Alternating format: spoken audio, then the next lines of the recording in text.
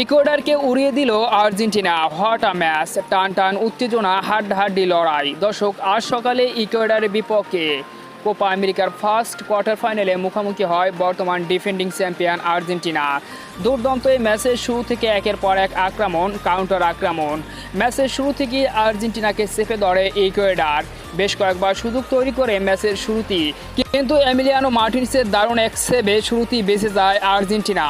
ম্যাচের 35তম মিনিটে Argentine superstar Lionel মেসির ফার্স্ট কর্নার কিক থেকে ম্যাক অ্যালেস্টারের দুর্দান্ত হেড থেকে লিসান্দ্রো মার্টিনেজ আবারও অসাধারণ হেডে লাস্ট মুহূর্তে আর্জেন্টিনাকে লিড এনে দেন এবং 35তম মিনিটে দুর্দান্তভাবে এগিয়ে যায় টিম আর্জেন্টিনা।